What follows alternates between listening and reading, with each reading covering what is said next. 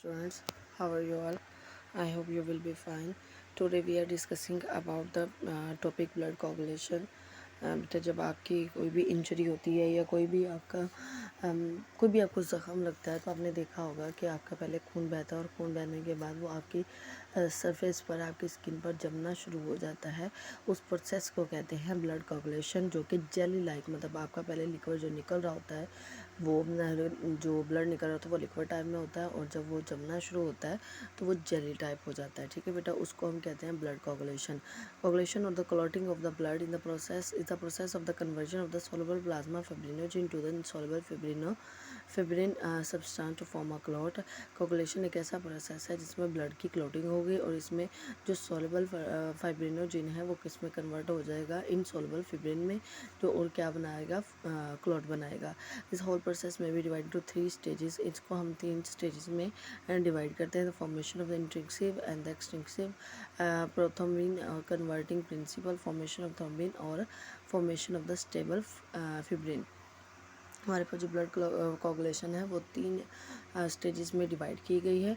The formation of the prothrombin activated initiated by the interplay of the two mechanism, the extensive and the intrinsic and the extensive pathway of the blood clotting. जो हमारे पास formation होगी इसकी prothrombin की, वो हमारे पास आएगी और शुरू होगी, मतलब वो हमारे पास एक्टिवेट होके आएगी जब हमारे पास एक मैकेनिज्म चल रहा होगा एक्सटेंसिव का और इंट्रिंसिव का।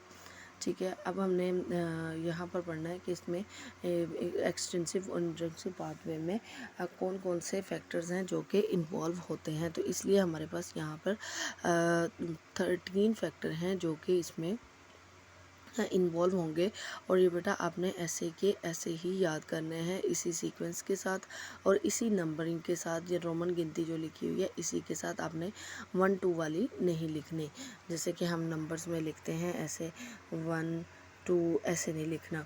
ठीक है, और नेक्स्ट हमारे पास है factor form in liver. Liver में कौन से फैक्टर बनेंगे? फैक्टर नंबर 1 2 5 7 8 9 10 11 12 and 13 और द विटामिन के डिपेंडेंट क्लॉटिंग फैक्टर 2 7 9 and 10। ठीक है, ये दोनों ने हमें कुछ फैक्टर बताए हैं कि ये वाले फैक्टर जो हैं इसमें इन्वॉल्व होंगे। नेक्स्ट हमारे पास जो पाथवे आ रहा है यहाँ पर वो आ रहा है एक्सटेंसिव और इंट्रिंसिव। हमारे पास जो इंट्रिंसिव और एक्सटेंसिव है इसमें जो हमारे पास इंट्रिंसिव है ये तब एक्टिवेट होगा पाथवे जब हमारे पास यहाँ पे आपकी जो ब्लड वेसल है अगर उसमें इंजरी होती है, उसमें अगर वो रप्चर होती है तो हमारे पास जो पाथवे एक्टिव होगा वो इंट्रिंसिव होगा। ठीक है, इसमें सबसे पहले जो इन्वॉल्व होगा फैक्टर वो हमारे पास फैक्टर 12 होगा जो कि एक्टिवेट कर देगा। जब एक्टिवेट होगा तो उसके साथ हम ए लगा देंगे। ठीक है, फिर ये फैक्टर जो है वो फैक्टर नंबर 11 को एक्टिवेट करेगा और 11 के साथ ए लग जाएगा। फिर यही फैक्टर एक्टिवेट करेगा 9 को, 9 के साथ क्या लग जाएगा? ए लग जाएगा। ठीक है बेटा, ये फैक्टर कुछ इस तरह के हैं जो कि क्या करते हैं, अगर एक कहीं पे भी ये सारे इनएक्टिव फॉर्म में हमारी बॉडी में मौजूद पड़े होते हैं और जब कहीं पे भी कोई बॉडी में इंजरी होती है तो ये सारे फैक्टर एक साथ ही क्या हो जाते हैं? एक्टिवेट हो जाते हैं और अपना अपना रोल प्ले करते हैं। ठीक है, अगर आपने इसमें देखा इंट्रिंसिव में हमारे पास पहले 12 फैक्टर आया जिसने एक्टिवेट करके 12A बना दिया, फिर हमारे पास 11 आया और उसके बाद 9 आया, तो हमारे पास यहाँ पर 10 नहीं आया सीक्वेंस में, क्योंकि हमारे पास जो ये मैं आपको आगे जाके बताती हूँ। पहले हम एक एक्सटेंसिव पढ़े फिर इन दोनों का क्लियर हो जाएगा। अब इसमें क्या हुआ कि जो एक्सटेंसिव है इसमें क्या होता है हमारे पास, ये तब एक्टिवेट होता है जब आपके टिश्यू डैमेज होते हैं। ठीक है, मतलब ये आउटसाइड की तरफ होगा। जब आपके टिश्यू डैमेज होंगे मतलब आपकी स्किन पे कोई होगा, मतलब ब्लड से आउटसाइड पर, तो उसको हम क्या कहेंगे? एक्सटेंसिव कहेंगे। इसमें क्या होगा, सबसे पहले हमारे पास वो 7 को एक्टिवेट करेगा और हमारे पास बना देगा 7A, एक्टिवेट से 7 की तरफ चला जाएगा। फिर इसी तरह हमारे पास 8 आएगा और इसी तरह फिर हमारे पास लास्ट में आ जाएगा 10। अब ये देखें कि ये दोनों की जो फॉर्मुलेशन हो रही है वो दरमियान एंड में आकर एक्स, दोनों के एक्स आ रहे हैं, मतलब नंबर 10 आ रहा है दोनों में एंड में। ये हाईली होता है, एनर्जी हाई एनर्जी वाला होता है, ये ऐसे ही एक्टिवेट नहीं हो जाता। इसको फॉस्फोलिपिड्स और कैल्शियम की ज़रूरत होती है जिसकी वजह से इसको एक्टिवेट होने में ज़्यादा मदद रिक्वायर होती है। ठीक है, जिसमें क्या होगा, फाइब्रिनोजिन किस में चेंज हो जाएगा इसके बाद? फाइब्रिन में। ठीक है, और यहाँ पर क्या हो जाएगा? जाएगी, क्लॉटिंग स्टार्ट हो जाएगी। ठीक है बेटा। फैक्टर प्रिवेंटिंग कोगुलेशन के कौन से ऐसे फैक्टर हैं जो कि प्रिवेंट करेंगे कोगुलेशन को। ठीक है। बाई डिक्रीजिंग टेम्परेचर, अगर टेम्परेचर कम कर दिया जाए तो इसकी कोगुलेशन की प्रिवेंशन हो सकती है। Avoiding contact with water and the wettable surface, removal of the calcium ions और precipitation of the fibrinogen, addition of the substance of biological origin like protamines और द पेप्टॉन्स और हेपरिन एंड द हेरोडिन। उसके बाद हमारे पास है other substance like sodium citrate, मतलब ये जो हमारे पास सब्सटेंस उसने बताए हैं ये सारे इसकी प्रिवेंशन में क्या करेंगे, रोल प्ले करेंगे। अगर टेम्परेचर को डिक्रीज़ कर देंगे और अगर हम पानी या वेटेबल सरफेस का इस्तेमाल नहीं करेंगे और अगर हम कैल्शियम आयन को रिमूव कर देंगे और फाइब्रिनोजिन को एज अ प्रेसिपिटेशन इस्तेमाल करेंगे तो क्या होगा, इसकी प्रिवेंशन हो जाएगी कोगुलेशन की, मतलब कोगुलेशन का रेट जो है वो कम हो जाएगा। ठीक है। नेक्स्ट हमारे पास है फैक्टर इंक्रीजिंग कोगुलेशन, वार्म तो बहुत ज़्यादा गर्माइश, contact with the water and the wettable, मतलब इसके ऑपोजिट हमारे पास आ जाएगा। Addition the foreign body into the blood sample. ठीक है। अगर आपके ब्लड सैंपल में कोई और चीज़ें इन्वॉल्व होती हैं, एडिशन ऑफ द थ्रोम्बिन और the addition of the calcium both in the vivo and the vitro, मतलब अगर हमारे पास ये सब चीज़ें जो उसने बताई हैं ये इन्वॉल्व करेंगे तो इसका रेट जो इंक्रीज़ हो जाएगा। अगर इन सब को हम डिक्रीज़ कर देंगे तो क्या होगा, इसका रेट कम हो जाएगा। बेटा ये था आपका टॉपिक कोगुलेशन, छोटा सा टॉपिक है, इंपॉर्टेंट टॉपिक है, ये लोगों के हिसाब से आ जाता है, इतना कोई बहुत वो उन्होंने कॉम्प्लेक्स करके नहीं बताया हुआ, छोटा सा टॉपिक है बेटा, इसने आपने अच्छे से तैयार करना है। नेक्स्ट हमारे पास जो टॉपिक है वो है ब्लड ग्रुप्स का। बेटा ये आपने पढ़ा होगा पहले भी, ब्लड ग्रुप्स के बारे में जानते होंगे कुछ ना कुछ, इतना कोई टफ सब नहीं है, मतलब अगर तो समझ में आ जाती है तो बहुत अच्छा है, अगर नहीं समझ में आती तब टफ है आपके लिए। ठीक है। तो हमारे पास यहाँ पे ब्लड ग्रुप्स में हमारे ब्लड ग्रुप होते हैं, किसी का ए होता है, किसी का बी पॉजिटिव होता है, किसी का सी पॉजिटिव होता है, किसी का ए बी होता है, ए और ओ होता है, ओ नेगेटिव होता है, ओ पॉजिटिव होता है, इस तरह करके तो हमारे पास ब्लड ग्रुप्स होते हैं। ये इनहेरिटेड होते हैं कि जो हमारे पेरेंट्स का होता है वही, या हमारे जो ख़ानदान में चलता आ रहा होता है, तकरीबन हमारे खून का ग्रुप भी वही होता है। ठीक है। Blood groups are inherited character, they are transfer from parent to the offspring through the genes and the chromosome. ठीक है। At least 30 commonly occurring antigen and the 100 of the other rare antigens are formed in the human blood. They are present on the surface of the cell membrane. ठीक है। present on the surface of the cell membrane, each can cause antigen antibody reaction to particular group of the antigen are more likely to cause blood transfusion reaction।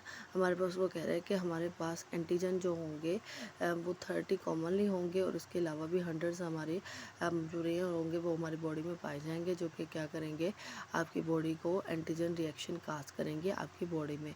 ठीक है। Types क्या होंगी blood group की, ओ A B और A B O blood group.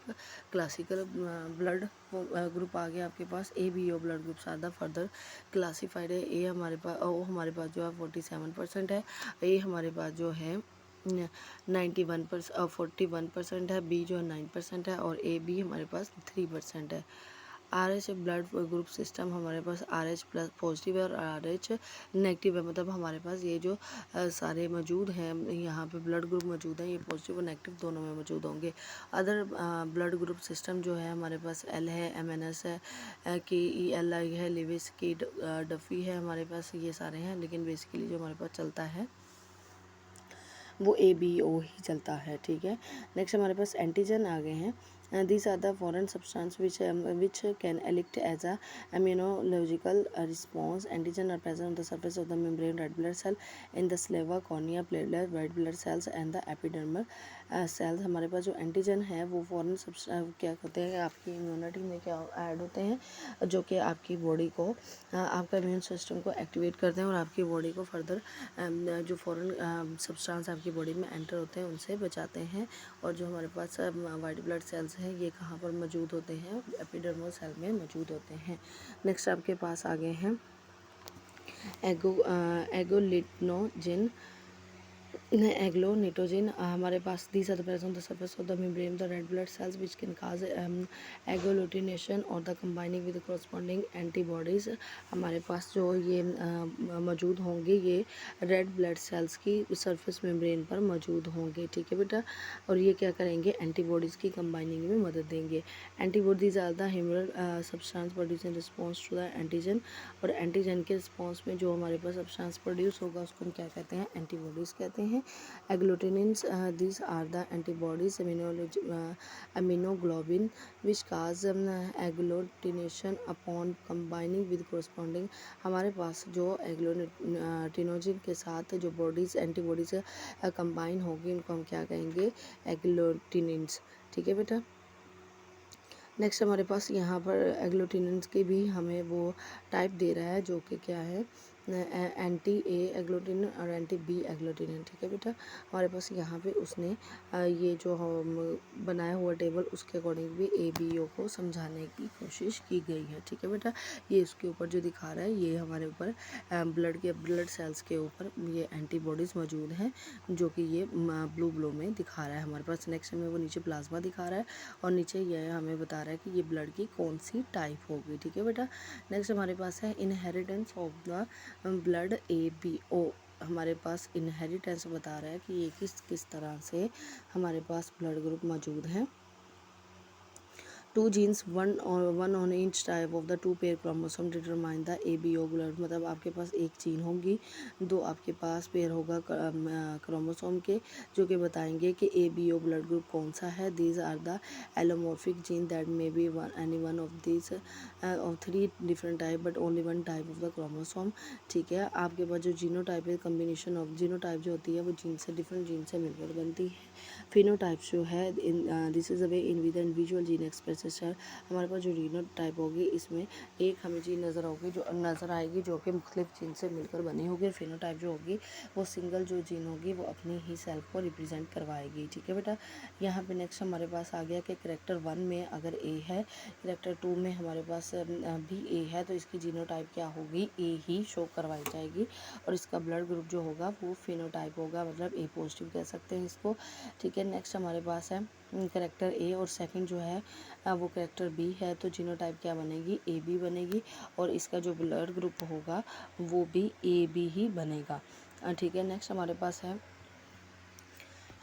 हमारे पास जो character number 1 है वो ए है, करेक्टर नंबर 2 जो है ओ है तो इसकी जीनोटाइप क्या बनेगी, AO बनेगी, जो कि ब्लड ग्रुप जो इसका बनेगा वो ए बनेगा हमारे पास, ठीक है बेटा। नेक्स्ट हमारे पास बी है और हमारे पास जीनोटाइप भी बी और इसका ब्लड ग्रुप भी बी बनेगा। नेक्स्ट हमारे पास BO है और जीनोटाइप भी BO है तो ब्लड ग्रुप भी क्या बनेगा, बी बनेगा। नेक्स्ट हमारे पास सारी सीक्वेंस ओ की जा रही है तो ब्लड ग्रुप क्या बनेगा, ओ बनेगा, ठीक है बेटा। Genotype O produce no agglutinogen, genotype OA और AA produce agglutinogen A, genotype OB और BB produce agglutinogen B और the agglutinogen B or the genotype AB can produce agglutinogen A and B. This genotype matching can help in the identify the blood group of the further offspring। यहाँ पे वो हमें बता रहा है कि parents की जो जीन होगी और जो क्रोमोसोम होंगे और वो इन्वॉल्व होके किस तरह से ब्लड ग्रुप ऑफस्प्रिंग का बनाएंगे, जिसमें उसने हमें यहाँ पे उसके साथ क्रॉस के साथ समझाने की कोशिश की है कि हमारे पास जो फिनोटाइप है वो ए और बी की मौजूद है।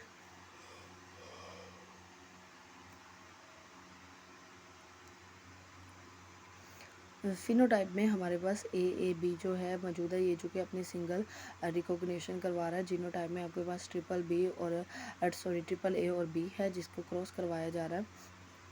तो हमारे पास क्या होगा, अगर ए को ए के साथ क्रॉस करवाया जाए तो हमारे पास ए आएगा और फिर ए को ए के साथ क्रॉस करवाया गया तब भी ए आएगा हमारे पास, और अगर ए बी को क्रॉस करवाया जाएगा तो ए बी आएगा और हमारे पास जो फिनोटाइप बन कर आएगी वो क्या होगी, ए बी ए और बी, और हमारे पास जो रिज़ल्ट आएगा वो ब्लड ग्रुप ए अगर आएगा तो 50% होगा और हमारे पास जो ए बी है वो भी 50%, क्योंकि ये बराबर दोनों बन रहे हैं, ठीक है बेटा।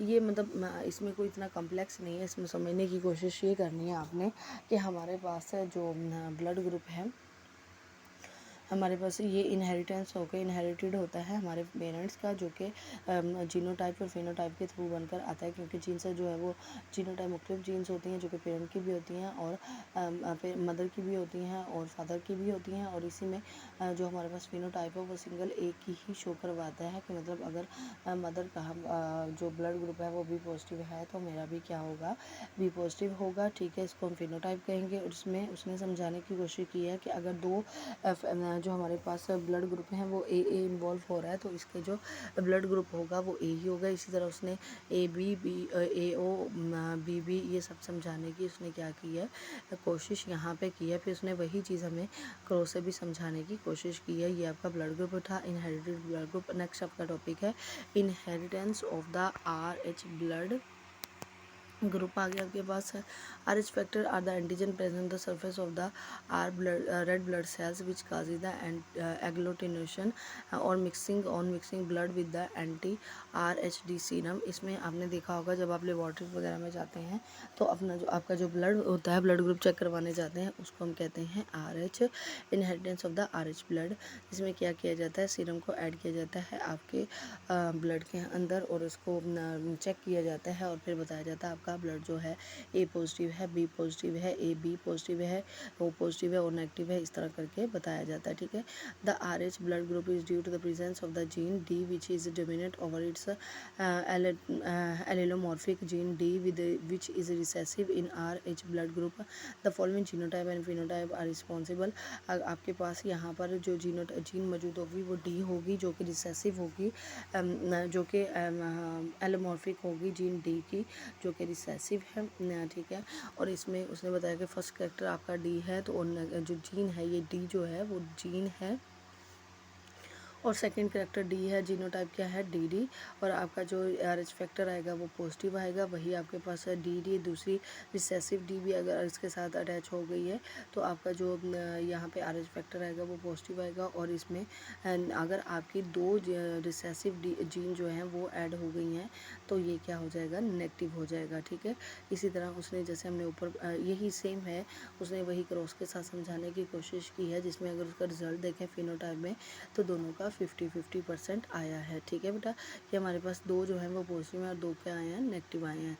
अरे बेटा ये जब आपने याद करना है तब आपने क्या करना है, इसको नोटबुक के ऊपर ड्रा करके फिर आपने इसके साइकिल बना के फिर आपने इसको तैयार करना है। ठीक है, RH factor transfusion reaction when RH positive blood is transfer into the RH negative person anti RHD antibody do not develop during this first exposure on the second exposure of the RH positive factor blood to the an RH negative person the individual will produce sufficient antibodies which will cause a reaction called a delayed transfusion reaction. This type of the reaction occur in the condition of the erythroblastosis fetalis.